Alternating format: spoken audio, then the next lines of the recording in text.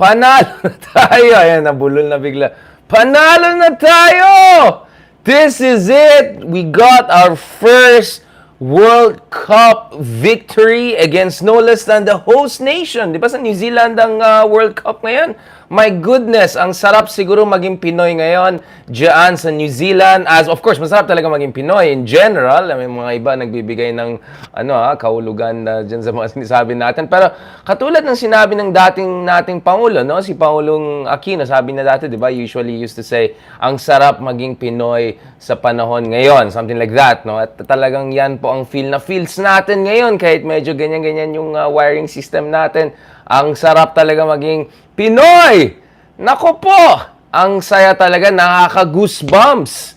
Nakaka-goosebumps, nakaka-iyak, nakaka-excite, nakaka-anxious. Bakit ka mo? Because yung next natin na match guys against Norway, ayan na, mga Giants, mga Vikings ang kalaban natin. But, nakayanan natin ng New Zealand. Again, yun ang kagandahan guys ng football. Kahit naka-isang goal ka lang, basta magaling ka lang mag-defense, kahit higante yung kalaban mo, katulad ng kalaban natin today, you can just hold on to your advantage, hold on to your gains, and still eke it out.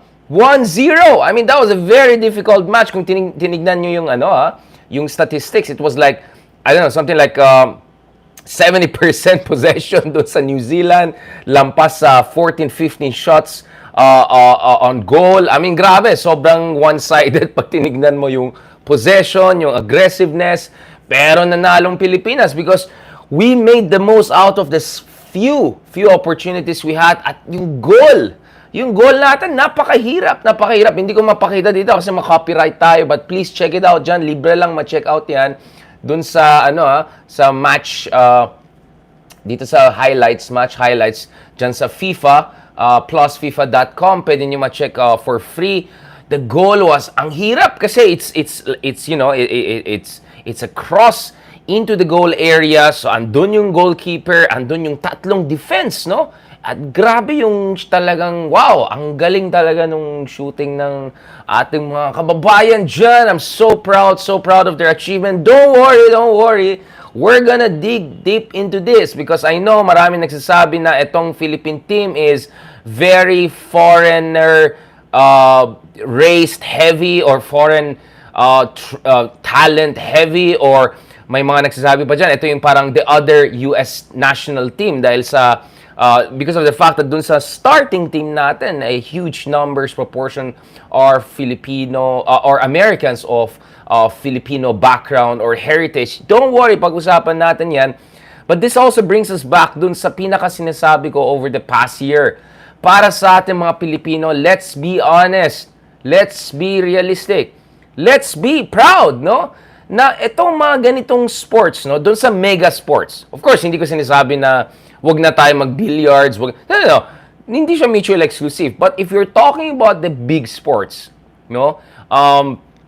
What are the big three? No, you could say basketball, football/soccer. Although only the Americans call it soccer, I call it football. Much of the world calls it football. Much of the real world that plays great football calls it football. And then number 3, you can put there cricket/volleyball/American football or something like that. No, I mean American football kaya nga tinatawag nilang soccer. So siguro in terms of revenues and viewership, siguro cricket yung number 3, no? Pero in terms of, I think, prestige, I would say volleyball is number 3, no?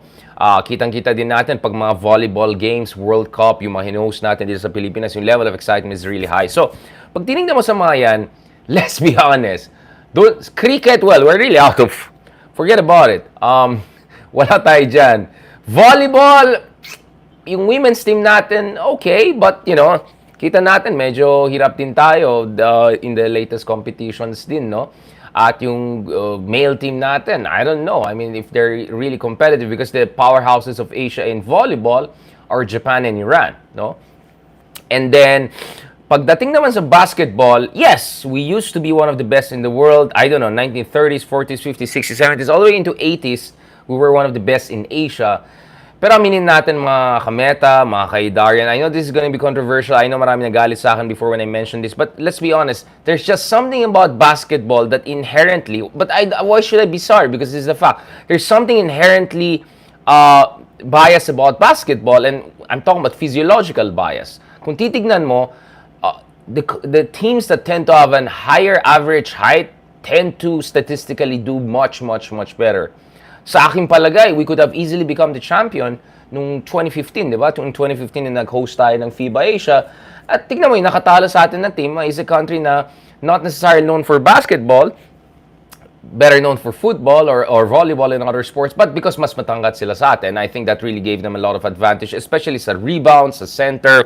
So I'm not gonna pretend that I'm a basketball expert guy, but come on. I do sports analysis the same way that I do political analysis. I'm an aficionado of mixed martial arts. I have a black belt in taekwondo. Mag-flex na tayo. No, my point, and I'm crazy about football. I mean, as you can see, I mean, love na love ko yung football. So, para sa akin, ang dami kasi mga myths about football, which I think is problematic because it distracts us from some of the inherent disadvantages we have in basketball. No, I mean, aminin natin sa basketball. If siguro, diba, nagkaroon na equalization dun sa physiological, sa height, etc., I'm sure the Philippines would easily be among the best in the world. But that's the reality. Natalo tayo sa mga bansa katulad ng China, Iran, Jordan, Lebanon, whatever. Sometimes even South Korea, mga ganun. Dahil, let's be honest, it's really the physicality that sometimes, rather than sheer talent or even strategy, which is the dominant force. Again, I know marami magalit sa, I'm sorry for saying that. Now, going to football, actually, natatawa ako dun sa mga kritisismo ng football. Don't worry, I'll go back to it. Natatawa lang ako sa mga criticism ng football na, yung football, pang mayaman yan, pang konyo yan. Well, I mean, aminado naman tayo ng mga konyo dyan sa BGC, etc. Naglalaro minsan ng football. Alam natin yan, but that's in the case of the Philippines. Punta ka sa mga favela, no, yung mga parang tondo style areas ng Brazil, no, where in my opinion you have the best talents on earth. I mean, if you were to ask me who's the most talented player, not most accomplished player on earth today, I would say Neymar, as in no question about it. I mean, pick Neymar at his best, my goodness, incomparable. Not even Ronaldo. No offense to Messi. Now, Neymar ngayon, well, PSG, right? Medyo nagkakalat na siya, walang discipline. Pero ibang usapan, but just check yung mga moves ni Neymar, how he played like almost, you know what I'm saying? Like, flamenco with football. I mean, things that you see. And then look at arguably the best player of all time, Pele, right? So, favelas of Brazil, some of the poorest areas on earth, have created one of the greatest football talents. Which just tells you that total nonsense itong sinasabi ang football ay pangmayaman lang. When in fact, nakikita natin, pagdating sa football, nananalo pa nga yung mga mas mahihirap na bansa. At yung mga best players often galing pa sa mga mahihirap na lugar. Sa whether rich countries or not so rich countries. No? So nakita natin, Argentina, isang developing country, tinalong France and many developed countries last year doon sa World Cup. Nakikita natin, Brazil, especially the favela areas in big cities, Rio de Janeiro, whether it's in their big, that's where you get the big talents. That's where, and it's because pagdating sa football, you don't even need a court. I know that because I used to play on the streets, no? Hindi dito sa Manila, obviously, parang, but you know what I'm saying, like, you just need two rocks, put it there, or maglagay ka ng chalk dito sa wall, ganyan. Yan, that's it. Goal na yan. And then you just need one ball. That's it. In fact, doon sa mga ibang developing countries, mas mahihirap na bansa, kung hindi mo ma-afford yung talagang leather na legit na football na bola, pwede ka kumuha ng mga plastic types. Ginagawa yan all over the developing world. So yung idea ng football ay pangmayaman lang, it just doesn't make sense. Because the best talents often come from the poorest corners of earth. Just go to Brazil. And sa football nakikita natin, poorer, less developed countries tend to do very, very well. Just look at the last year's World Cup. The only first world country that made it to the top four, really like first world, is France. The other were Morocco, Croatia, well, medyo EU member ng Croatia, but still, I mean, Croatia is a country that came out of civil war, Yugoslavian breakdown, and then Argentina. So, kitang-kita natin na very equalizing etong football, and more importantly, di ba? More importantly, you don't need to be 6'9", 7'1", 6'5", 6'4", di ba? And ako, as someone who's, just under 6 foot tall, for me, mas nakaka-relate talaga ako sa football because the best players in football are, something like the height of Cristiano Ronaldo, 6'1", 6'2", or sometimes much more, medyo more compact like Lionel Messi, 5'6", 5'7", and best player on earth arguably today, or ever, some would say. So, pag titignan mo talaga, yung football, kailangan mo lang, pwede ka dyan sa kalye lang, pwede lang mag-chuck ka lang doon sa wall, maglagay ka lang ng 2 stone, pwede mo na laro yan, diba? At the same time, sana naman, may konting city planning, may konting effort. And then, alam ko rin yan kasi galing akong probinsya, di ba? Exact, tama. Africa, isa pa yan. I keep on talking about Brazil, but titignan mo rin yung Africa, yung mga players na galing sa Senegal, sa Mali, players galing from Nigeria, players na galing from Ghana. Napakagaling, napakagaling. And in fact, sa Africa, often hindi ninanalo yung mga pinakamayaman na bansa. So in Africa, the richest countries are Botswana and South Africa, for instance, in terms of per capita income. But when was the last time nanalong South Africa sa African Championship? It's ang mga malalakas dyan, yung mga katulad ng Senegal, Ghana, Egypt sometimes, and of course now Morocco yung superpower ng football sa Africa and one of the best countries on earth. Again, we can talk about it. Morocco actually has a lower per capita income than the Philippines. Mas mahirap ang isang average Moroccan kaysa Filipino. So yes, we can talk about Africa. We can talk about Latin America. I can go on and on and on. Dito nga sa latest championship sa CONCACAF, no? Ito yung sa North America. Kaya sino yung mga nag-finals? Hindi America. Finals was Mexico yung nag-champion. Mexico, yeah! Was it Panama or something like that? Diba? So, again, yung mga developing countries pa ngayon nagpa-finals yan, even when kalaban nila yung mga mayaman na bansa katulad ng US and Canada. So, there's just so much about football that is so equalizing. You don't need to be above 6 foot tall. If you're 6 foot, maybe it's good to be goalkeeper. I mean, one reason hindi ako all the way sa football is because I'm not tall enough to be goalkeeper. Siguro, good to be around 6'1", 6'2", no? But as a forward player, siguro center back lang, medyo kailangan matangkad rin like goalkeeper. Pero more or less the rest, 5'11", 6 foot, 5'8", 5'7", no problem. Even yung iba nga, si Maradona, ano may height ni Maradona? 5'5" or something like that? That's what I'm saying. This is perfect stat and this is perfect stat. And the best proof of what I'm saying is that when we invested in football, when we chose football as our number 1 national sport, actually, we did very, very well. Tinalo natin katulad ng Japan. Tinalo natin yung China. We were one of the best teams in the developing world outside the West. And katulad ng sinabi ko, we used to have one of the most talented squads and arguably the best player ever produced in Asia. Or best Asian player ever by far. I mean, no offense dun sa mga players ng Korea and Iran right now, whether it's Toremi or yung players, what's his name again?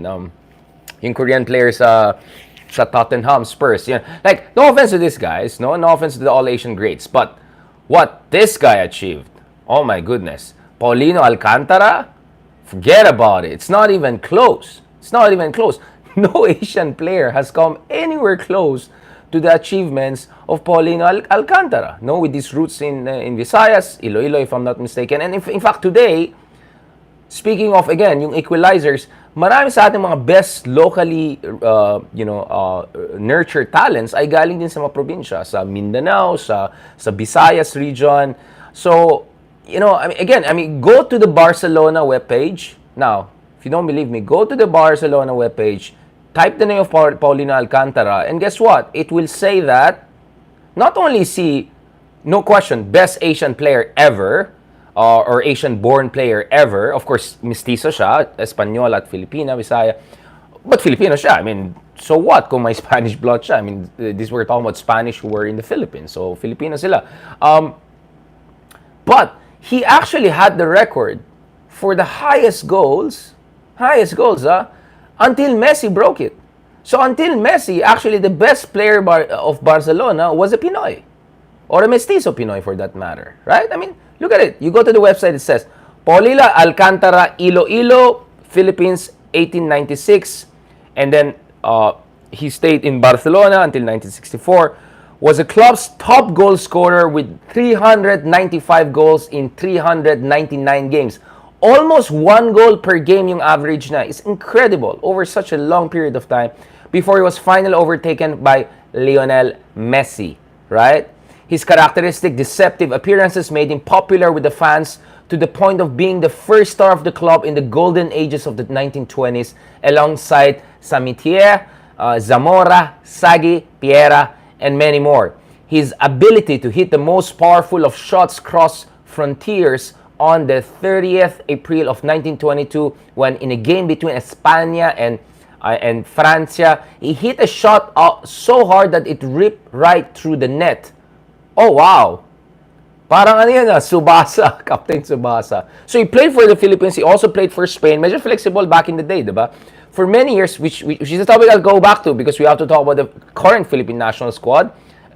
A lot of them with American backgrounds. For many years after, children from Barcelona would recall that moment and would wish to do the same as the man from the Philippines. The man from the Philippines, right? So I want to check. Meron bang YouTube copy? Meron bang YouTube? Parang Captain Subasa, nag-rip through net. Yung shot niya, ganun kalakas yung paa niya. He hung up his boots on the 3rd of July of 1927 in order to become a doctor. Oh, wow. I didn't know that. Oh, so may pagka-Dr. Rizal pala, no? That day, he received a well-deserved tribute from the Barça fans at the Le Cortes grounds. However, this was not his goodbye to football. He was on the board of directors between 1931 and 1934, and Alcantara was one of the first footballers to write memoirs of his playing days. My goodness, we have to go back to this. As much as we have to go back to Rizal, we have to also go back to Paulino Alcantara. So his career, his seasons club was from 1912 to 1927. He had 395 goals out of 399 games. He won 5 Spanish championships in the seasons of 12 to 13, 19 to 20, 21 to 22, 24 to 25, and 25 to 26, 1925 to 26. And he won 10 Catalan championships. 10 Catalan championships, right? And when he played for the Philippines, we were easily among the best teams in Asia, if not in the world, right? So, a century ago, the Philippines was a soccer football powerhouse. Not only in Asia, but beyond. No match pa sa atin yung mga Japan, yung mga ganyan bansa back in the day, di ba? And today, Japan is one of the best teams in the world. I mean, I'm so proud of what Japan achieved dun sa last World Cup. I'm a big fan of Japan. Now, going back to the Philippines. So, right away, ito yung sinasabi ko. One of the things that makes us so, how should I put it? I mean, one of the advantages we have with our country is precisely that cosmopolitan, melting pot background that we have. So, of course, Paulino Alcantara was not pure Malay race. Yung mga ganyan mga ridiculous na argument. But he was as Filipino as you can get because being Filipino is not about your skin color. It's, no offense kay Isko, hindi dapat moreno. No, essentially, you don't have to be Malay race or moreno to be Filipino per se. You can be from Chinese background. You can be from Espanol background. You can be, from mixed blood backgrounds. You can have very diverse backgrounds like yours truly, no? But you can be 100% Filipino because Filipino-ness is not a racial thing.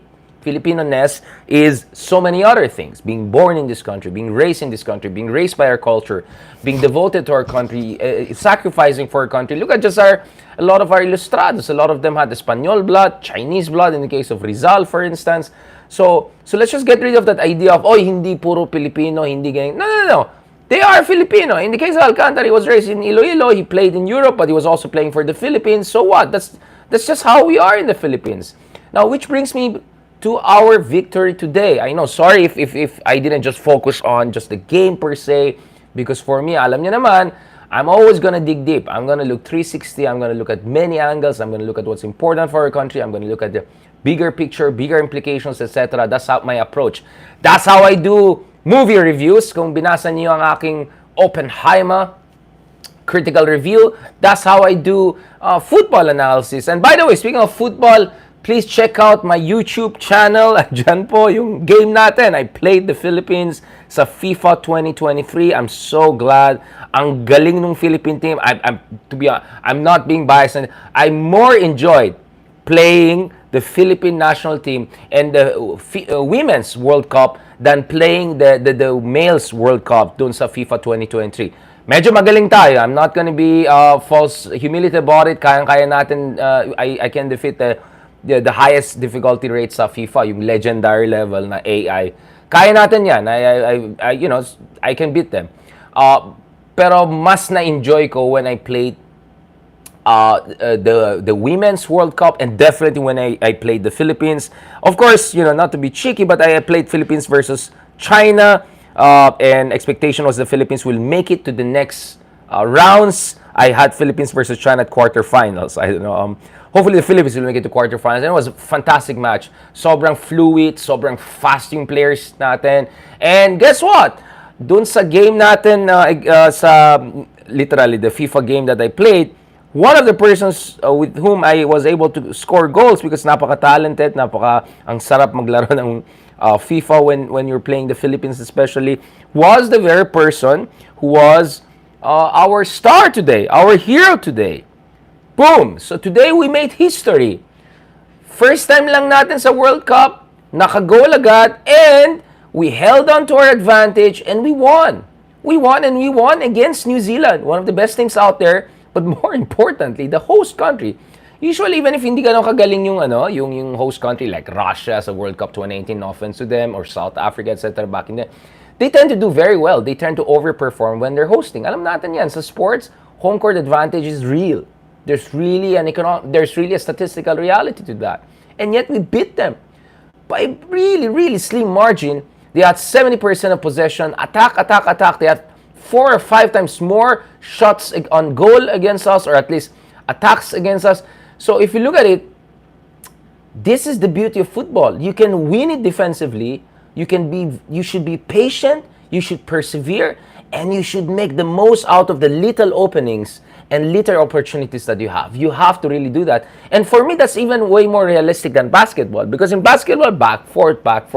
In real life, you're not gonna get that back-forth advantages all the time. Right? You're gonna get little windows of opportunity, and boom, once preparation meets opportunity with audacity, boom, that's where you get the results. So, and that's the beauty of football for me. That's why it's the most beautiful game for me. It's realistic. It's almost lifelike. It's perfect for underdogs, because I know yung sa psyche natin bilang Pinoy, medyo mahal na mahal natin itong underdog position, and we did it. So Sarina Bolden's name is gonna go down in history books.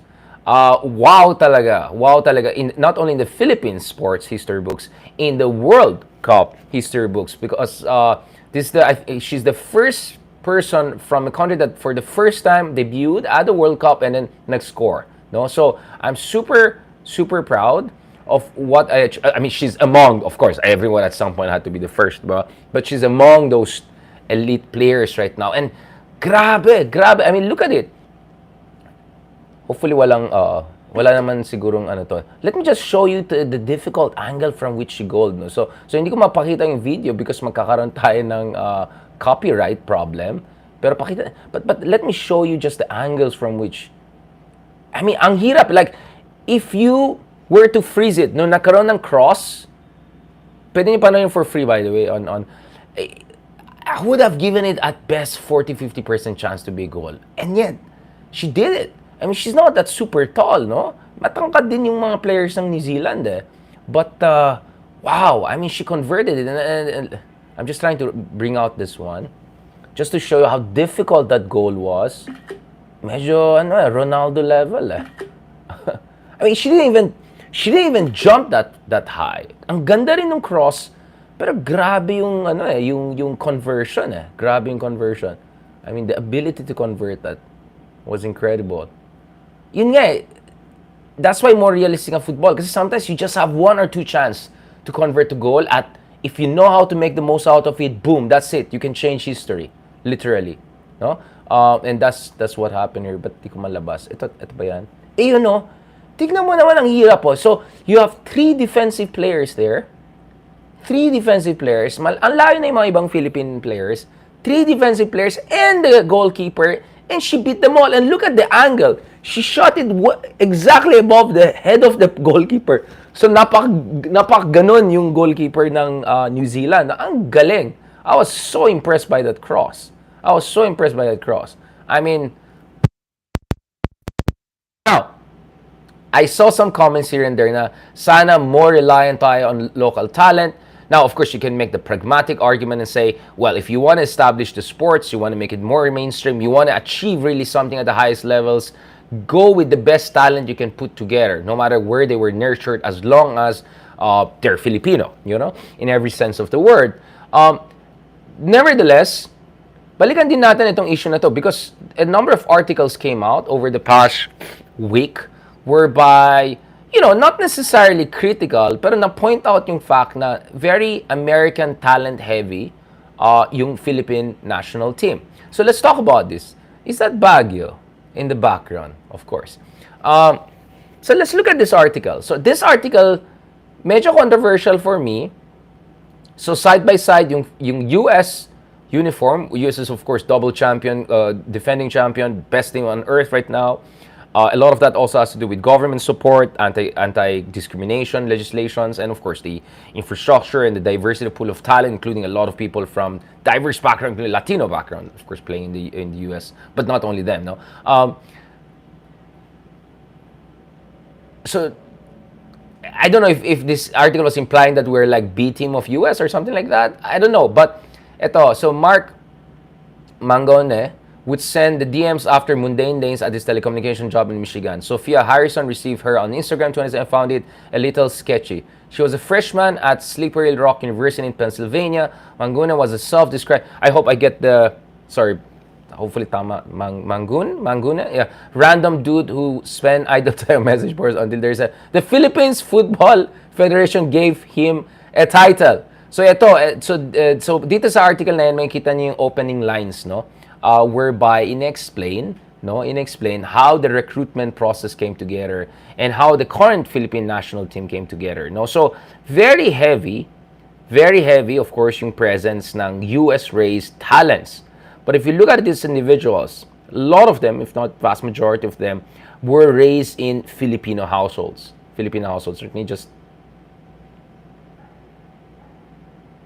I'm just gonna look for my team. Ito. Okay. Ito. Of the 23 names on its Women's World Cup roster, 18 belong to US-born women. Okay, so that's pretty large. That's like 70+%. One of them, defender Hali Long, was born in Missouri and raised in a Filipino or Pinoy household.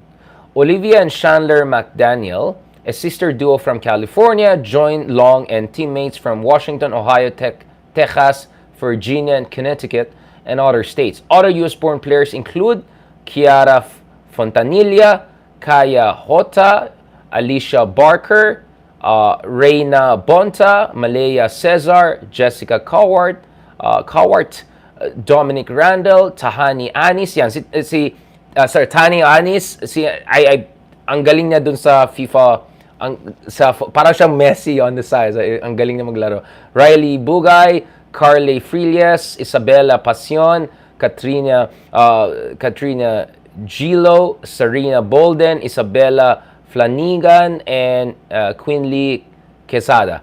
Sorry, I hope I got some of the pronunciations right. Again, not that my family name is easy to pronounce. Pasensya na lang if ever. But you get it, yes. Pero ito po yung argument niya. So sabi naman ni Long, to be able to represent my heritage, just to have that opportunity to bring it back home for the people who brought me up is such an honor. No? Sabi naman niya, despite growing up in the US, quote, under our roof, it was purely Pinoy and I knew nothing different. No? And I'm sure this is the story for a lot of people who joined the Philippine national team with an American background in terms of where they grew up, in terms of where they got their training, etc.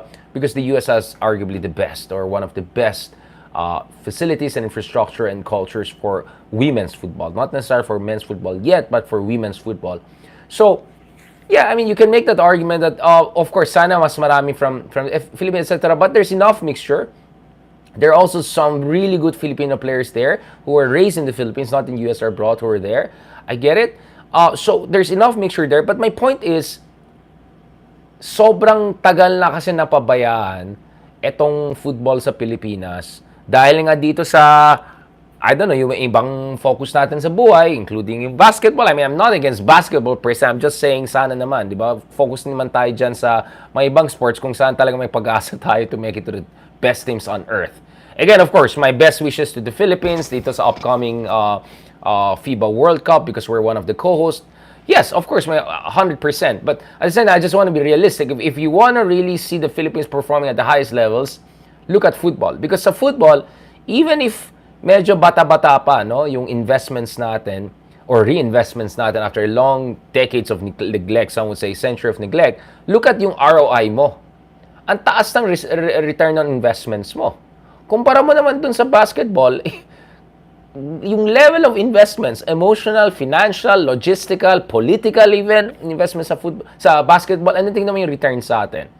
Even sa male basketball natin, I mean, I don't know how good is yung female basketball natin, but yung male basketball, supposedly our best shot at global competitiveness is one of the big 3 or big 5 sports. No offense. I mean, di ba, nung Southeast Asian Games pa lang, medyo alanganin na at some point, di ba? Ito, easy lamang top 4 best teams in Asia. No? Ang nakatalo lang sa atin, South Korea nung semifinals. Otherwise, finals na tayo. And who knows, may chance tayo mag champion ng Asia dito. May chance ba tayo maging champion ng Asia sa basketball? Against Australia. By the way, Australia kasama na siya sa Asia. Against China, against Iran. China siguro pwede pa. Yung Australia-Iran, medyo malabo yan. Yung even South Korea. Tapos meron ka pang Jordan, meron ka pang Lebanon. And then Qatar, Kazakhstan. I don't know. I mean, I don't know. I'm just saying, football is something we used to be great at. We produced one of the greatest talents out there before. Football, we are beginning to invest in it again. And look at the level of excitement. Look at the level of joy. Look at the level of, my goodness. I mean, nakaka-goosebumps. Now, if you look at the videos that I shared from our good friend, the EU ambassador to the Philippines, kasi pinapanood nila yan. And isa pang tanong nila, please correct me if I'm wrong, parang hindi yata available yung mga games na yan dun sa free TV. Now, I heard, I mean, kung may cable ka, for instance, where I work, it's TV5, Signal News, One News, I mean, you can have it for free there. It's you don't have to pay per view. Pero what I mean is like, parang naka-antena ka lang, pwede na lumabas. Kasi ganun yung sa ibang bansa eh. Punta ka sa Indonesia, for instance. Nasa Indonesia, I was in Jakarta during one of the games of World Cup last year while traveling around. And doon sa tabi-tabi lang, pinapanood ng tao for libre. Libreng-libre yung football, yung World Cup games. The same in Middle East, etc. You don't have to go pay-per-view, you don't have to go to cable, etc. And Indonesia is not even part of the World Cup. No offense. Philippines, part tayo ng World Cup. First time ever. And kailangan mo na may cable connection ka already. Sino naman may cable connection nowadays? I mean, compared to before. And, or punta ka sa mga Ayala Mall. Diba? I mean, in fairness sa Ayala Mall, in fairness naman sa kanila, they provided the infrastructure for that. God bless them. But yun nga eh. Di sana, kung andun na yung infrastruktura, na everyone can watch it for free noon pa, hindi ngayon lang mag-pay tayo ng attention. Before the match pa, mas marami pang nag-pay ng attention, diba? Yun sanang, diba? Yun yung, so, I don't know. I mean, I just feel there's a huge asymmetry between the level of talent, the potential, and the actual achievements we have had in football, women's football especially, at the highest level, kumpara dun sa basketball and other sports whereby there's so much investments, there's so much prestige, there's so much whatever, and yet, kung tignan mo yung ROI mo, ASEAN pa lang, medyo hirap na tayo minsan. And I don't know. Tapos nakita ko kanina, yung isang American NBA player na naturalized na siya ng China. So, magiging malakas ang China sa FIBA World Cup na ito eh. So, yung mga katapat natin na Asian team pa lang, di ba? Maging malalakas na may mga NBA players na sila. So, tayo, may NBA player pa ba tayo? I mean, that's another question. After all these decades of playing basketball, nakailan players na tayo sa NBA? Well, we had Paulino Alcantara back in the day, fresh pa lang, naka-Barca na siya, diba? And you can imagine, there could have been many Paulino Alcantaras throughout the years of Filipinos playing Europe. Maybe not in Barca, maybe not at the level of Paulino Alcantara, but imagine if Paulino Alcantara was given the kind of resources and support to build the next generation of great Filipino football players. We could have conceivably have had very much like Korea, like Japan, like Iran, players at the in the best clubs of Europe, whether in Germany, whether in Bundesliga, whether in La Liga, whether in Serie A or Premier League, diba? We could have easily have that. So I know it's a counterfactual. I know a lot of people will not be happy with what I'm saying. Pero tama ako eh. Yun eh. So, kaya kahit anong bashing ang nangyari sa atin minsan, I mean, tao lang naman ako. Of course, we're not always right. But a lot of times, napansin ko, binabash-bash tayo, etc. And then, tama rin eh. Yung sabi ko na maging palpak yung mga policies ni tatay sa ganyan, hindi naman talaga nangyari. Yung sinabi ko na maging ganyan si BBM, hindi naman maging ganon, ganyan din naman nangyari. Sa football, last year ko pa sinasabi, ang taas ng ROI natin kung sa football tayo. Ayan, yan naman talaga nangyari. So, I don't know, go ahead, bash me, but I know who's right. I can see it. So, no offense, but you see, I just have to be realistic. I mean, because we look at the big picture, and as I said, you want to see the full picture analysis, you want to see where I'm coming from. Kasi hindi ito first time eh. Punta ka sa Reddit. Apparently, the most commented post about me, last time nakita ng iba, is yung sinabi ko, it's time for us to embrace football. So that's interesting because of everything na said about me on Reddit, no? All the bashers and may mga fake ex-student pa yata dyan na kunyari ex-student ko, ay ebang klase. Obviously, kung hindi mo estudyante, or baka ito yung mga hindi magandang grado, ito may mga mabait naman na, ano. No, I mean, ito yung nag-top dun sa Reddit, ang daming comments, hundreds, thousand na ba yung comment, and I think it's because many see the point of this. And then may mga epal pa nagsabi na nakikirelevant tayo, like, get out of here! I know about football. I've been following this throughout my life, okay? Mid-30s na tayo. So, medyo lampas sa 20 years siguro, fina-follow ko ito ng seriously, diba? I play FIFA at the highest level, potentially, right? Di ako nag-iabang, at least versus legendary level AI. So, medyo alam ko siguro basic strategy, basic, what's happening. And we follow what's happening all around the world. So, dun sa article natin, wait, tanggalin ko nga, baka mga mababash tayo. I discussed the case of Morocco.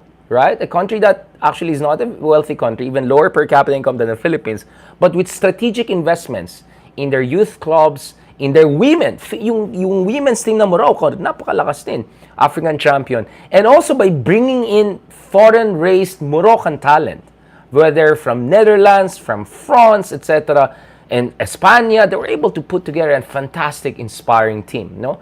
So for me, Morocco is the role model for us in general. I think it shows that a developing country can do well. But for me, even our role model should be the Philippines itself, 100 years ago.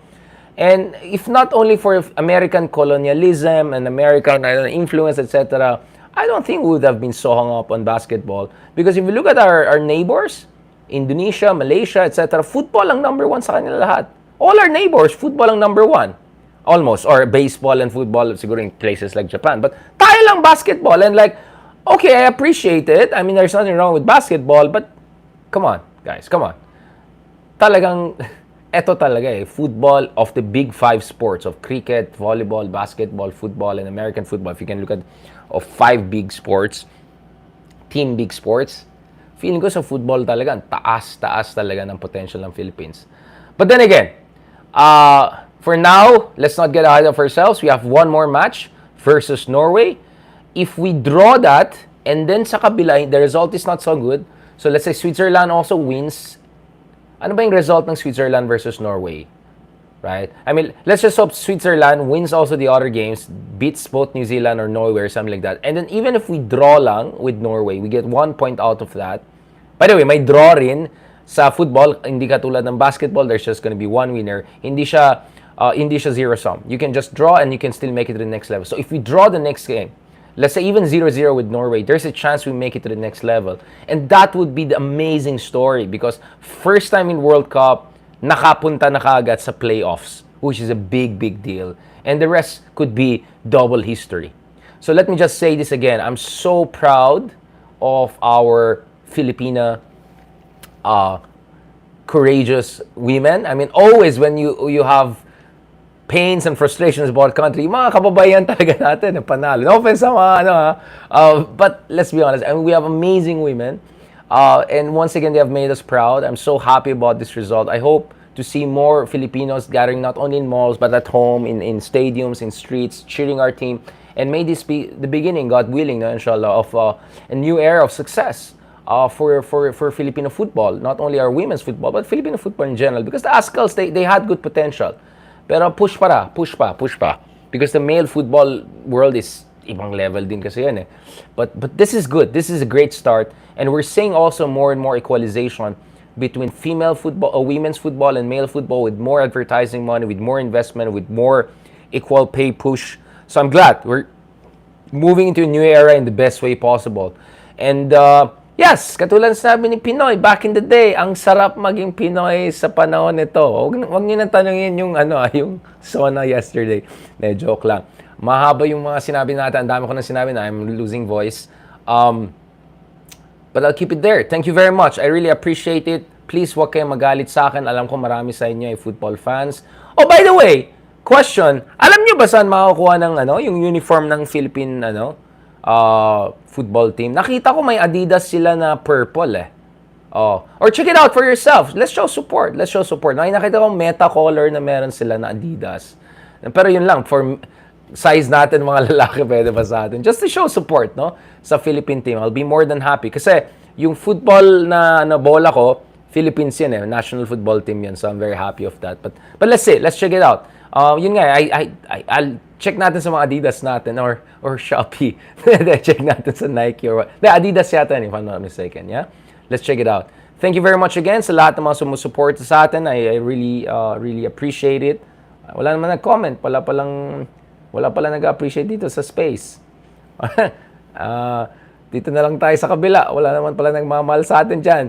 Jom Cueto, thank you very much. Cecilia Francesco, Emer Oirasor, Gloria Grace, thank you very much for your comments. Thank you rin kay Noemi Tablare, Annabel Gamora, yan, the usual suspects. Yan, kay JC Sorenses, Ma'am Jocelyn Lumberio, of course, as always, thank you so much. Katrina Montemayor, yan, sa mga marami nagmamahal sa atin. I really appreciate it. Maraming salamat dito rin sa mga ka-YouTubers natin. Theo Bonil, Mavs Fan Forever, yan, mga basketball player dyan. Oh, by the way, of course, let me just end on this note. I'm also wishing the best for Kai. I'm so proud of Kai. He keeps on pushing it. I know it's very difficult to get into NBA, but let's hope he'll be our first guy at the very least, no? And hopefully that will be the beginning. Tangkat niya, I don't think 7'3", 7'2" yata siya, no? So, I mean, tangkat pa rin, never mind, whatever. Best wishes for the Philippines basketball in the coming weeks, and best wishes for the Philippines football in the coming days, no? Nakaka-excite. O yan, maghanap na tayo dyan ng uniform natin para cheer natin for the next match, and God willing, hopefully even with the draw, we can make it to the next level. So thank you very much again, and talk to you soon. God bless.